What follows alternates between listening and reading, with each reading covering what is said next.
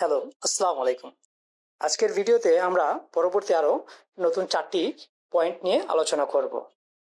তাহলে চলেন দেরি না করে ভিডিও শুরু করা যাক।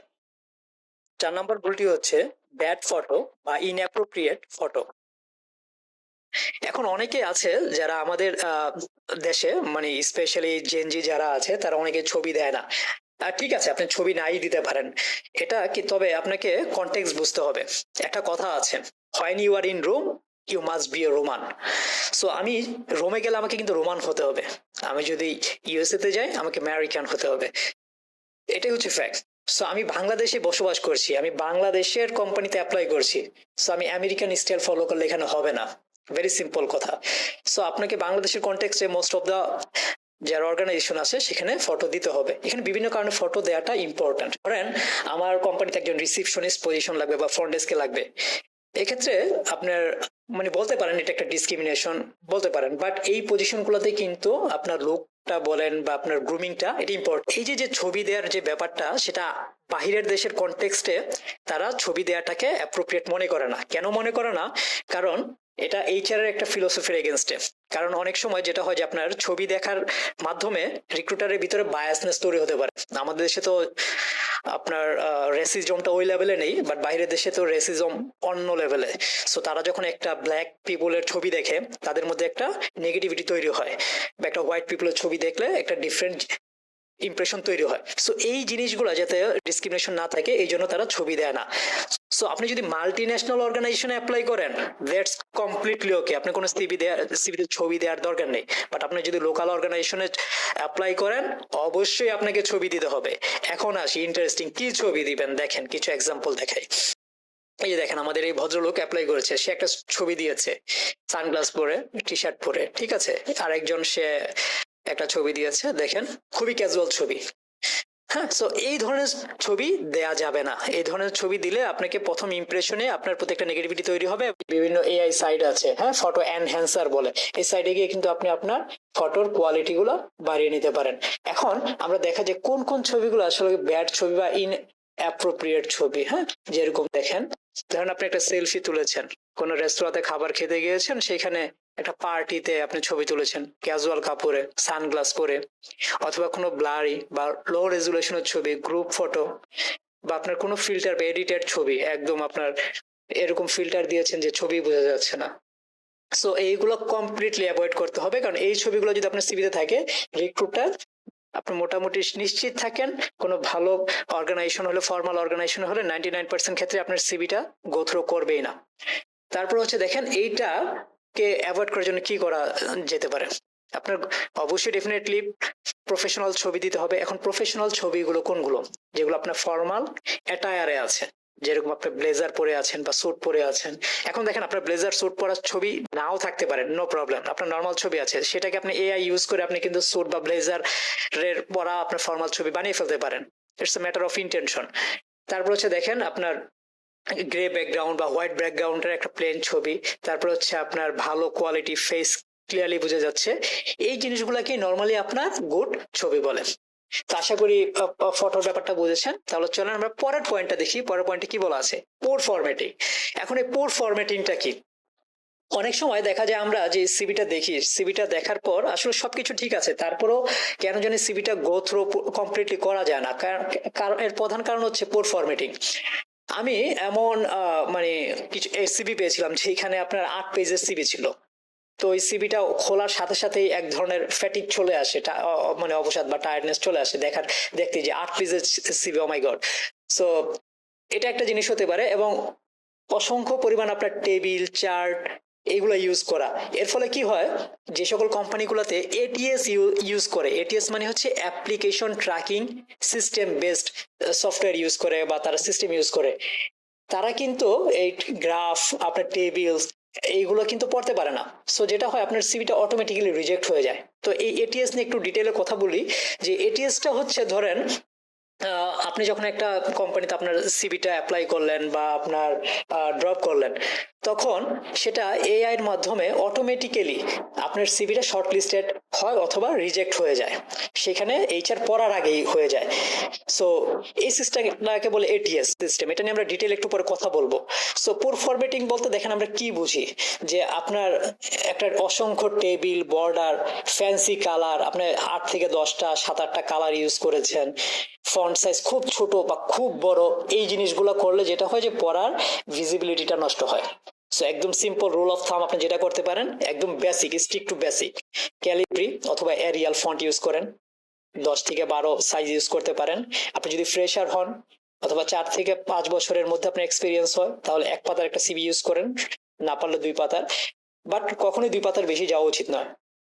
আর আপনার যদি এক্সপিরিয়েন্স আরো বেশি হয়, সেক্ষেত্রে আপনি 3-4 পাতার সিভি যেতে পারেন, বাট সেটা ডিপেন্ড আপনি কোন পজিশনে আছেন তার উপরে। বাট 4 থেকে 5 বছরের মধ্যে হলে 1 থেকে 2 পাতার মধ্যেই সব থেকে বেস্ট, এবং কালার চেষ্টা করা উচিত 1 থেকে 2টা ডিসেন্ট কালার ইউজ করা। দেখেন আমরা পরের যে পয়েন্ট নিয়ে কথা বলবো সেটা হচ্ছে জেনারেলাইজড অবজেক্টিভ বা স্টেটমেন্ট। সো এটা 99% ক্ষেত্রে ফ্রেশাররা এবং অনেক ক্ষেত্রে যারা এক্সপিরিয়েন্স আছে তারাও ভুল করে থাকে। সেটা হচ্ছে, আমি সহ মানে আমার মনে হয় এরকম কোনো এইচআর আছে যারা এই লাইনটি এখনো পড়ে নাই। Seeking challenging position to utilise my skills and blah blah blah. This is a very basic and generalised objective. Believe me, এই অবজেক্টিভটা যখন আপনার রিক্রুটার পড়ে, তখন সে সাথে সাথে বুঝতে পারে যে আপনার অ্যাপ্লিক্যান্ট তার জবের অ্যাডটি একদমই পড়েনি। সে গুগল থেকে একটা জেনারেলাইজড একটা অবজেক্টিভ কপি করে দিয়ে দিয়েছে। জেনারিক অবজেক্টিভ কখনো ইউজ করা যাবে না, সেক্ষেত্রে আপনার যে সিভির যে ডিটেইলে দেখার আগ্রহটা সেটা কমিয়ে দিবে। সো আপনি সেক্ষেত্রে কি করতে পারেন, ধরেন আপনি 3 বছর আপনি এইচআর এক্সিকিউটিভ হিসেবে কাজ করেছেন এবং আপনি 200-র বেশি ক্যান্ডিডেট রিক্রুট করেছেন। This is your profile. So আপনি এটা আপনার ক্যারিয়ার অবজেক্টিভে লেখেন যে I work as HR professional with 3 years of experience. দেখেন আমি এখানে হাইলাইট করে দিয়েছি 3 years এক্সপিরিয়েন্স ইন রিক্রুটমেন্ট। আপনি কোন এরিয়াতে কাজ করেছেন রিক্রুটমেন্টের, অ্যান্ড এমপ্লয়ি রিলেশনস, আপনি আপনি এমপ্লয়ি রিলেশনস বা অর্গানাইজেশনাল ডেভেলপমেন্টে কাজ করেছেন, ইন আরএমজি সেক্টর কোন সেক্টরে কাজ করেছেন, এবং প্লেস 200+ ক্যান্ডিডেটস, এবং 200-র বেশি ক্যান্ডিডেট আপনি প্লেস করেছেন অ্যাক্রস 5 ফ্যাক্টরিজ, 5টা ফ্যাক্টরিতে মধ্যে। এবং আপনি কি করছেন দেখেন, সিকিং এইচআর এক্সিকিউটিভ রোল এট এ মিড সাইজ ম্যানুফ্যাকচারিং ফার্ম। একটা মিড সাইজ ম্যানুফ্যাকচারিং ফার্মে আপনি এইচআর এক্সিকিউটিভের পজিশন খুঁজছেন এখন বর্তমানে। সো এতটুকু পড়ার পরে কিন্তু রিক্রুটার সাথে সাথে বুঝে যাবে যে আমি যা চাচ্ছি আসলে সে এই ক্যান্ডিডেটের মধ্যে সেই জিনিসগুলো আছে কিনা। যদি থাকে তাহলে কিন্তু সে ডিটেইল আপনার সিভিটা দেখবে, আর না থাকলে কিন্তু দেখবে না। কি করবেন, তখন আপনার যে অবজেক্টিভটা আছে সেটা আপনি আবার নতুন করে লেখেন। আপনি জব অ্যাডটা ভালো করে পড়েন। দেখেন জব অ্যাডে বলা ছিল রিক্রুটমেন্টে কাজ করতে হবে, আপনার অথবা পেরোলে কাজ করতে হবে, অথবা ট্রেনিং এ কাজ করতে হবে, এরকম কিছু তো নিশ্চয়ই বলা আছে। সো আপনি যেটা হবে, আপনি যদি ওইগুলো আসলে করে থাকেন তাহলে আপনার জব, আপনার ক্যারিয়ার অবজেক্টিভটা বা আপনার এই প্রোফাইলটা, অ্যাবাউট সেকশনটা, সেখানে আপনি সেই কিওয়ার্ডস গুলো থেকে আপনার এটা নতুন করে সামারি করে লেখেন। সেখানে বলা ছিল আপনাকে ধরেন রিক্রুটমেন্টে কাজ করতে হবে, তাহলে আপনি লেখেন আপনি রিক্রুটমেন্টে কাজ করেছেন, কতজনকে নিয়োগ করেছেন, কোন পজিশনের জন্য, কোন ইন্ডাস্ট্রির জন্য, এটা। এবং দ্বিতীয়ত হচ্ছে আপনি কোন পজিশনের জন্য এখন আসতে চান, যদি তাদের যে পজিশনটা ভ্যাকেন্সিটা ওপেন আছে আপনি যদি সেটাতে আসতে চান সেখানে মেনশন করেন, তাহলে সে কিন্তু বুঝতে পারবে যে এই পজিশনটার জন্য আপনার সিভিটা পারফেক্টলি ম্যাচ করে, তাহলে সে ডিটেইল আপনার সিভিটা দেখবে। আমরা পরের পয়েন্টে চলে যাই। পরের পয়েন্টটা সিমিলার ভাবে দেখেন, জেনারেলাইজড বা ভেগ এক্সপেরিয়েন্স। এটা যারা আমাদের এক্সপিরিয়েন্স ক্যান্ডিডেট আছে তাদের জন্য, ফ্রেশারদের জন্য অ্যাপ্লিকেবল না। এটা আমি দেখেছি যে ম্যাক্সিমাম আমার হাতে গোনা হয়তো 100টা সিবি দেখলে এখানে 2 থেকে 3টা সিবিতে আমি পাই যারা এই ভুলটা করে না। So this is a very common mistake, যেটা হচ্ছে আমরা সবাই গণহারে জেনারেলাইজড এক্সপিরিয়েন্স লিখে দিই। বিলিভ মি, জেনারেলাইজড এক্সপিরিয়েন্স লিখলে ভালো অর্গানাইজেশন আপনার সিভি কখনোই শর্টলিস্টেড হবে না, কারণ কেউ জানতে চায় না আপনি কি কাজ করেন, আপনি কি অ্যাচিভ করেছেন সেটা জানতে চায়। ধরেন একজন লিখেছে, দেখেন একটা ব্যাড এক্সপিরিয়েন্স সেকশনের এক্সাম্পল, উনি এখানে লিখেছে responsible for managing sales team and achieving targets. অথবা আরেকজন লিখলো রেসপন্সিবল ফর রিক্রুটমেন্ট। ভাই আপনার রিক্রুটমেন্ট, আপনি এইচআর কাজ করেন, আপনাকে রিক্রুটমেন্ট করার জন্য আপনাকে রাখা হয়েছে, সেখানে আপনি পারফর্ম করতে পেরেছেন নাকি কি মানে করতে পেরেছেন কি পারেননি সেইটা ইম্পর্টেন্ট রিক্রুটের কাছে জানা।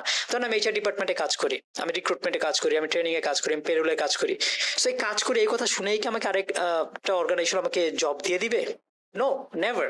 সো কি করতে হবে, সেইখানে আমি কি অ্যাচিভ করেছি দেখেন, এখানে লেখা আছে সেকশনে example led 8 person sales team exceeding quarterly target by 23% for 3 consecutive years।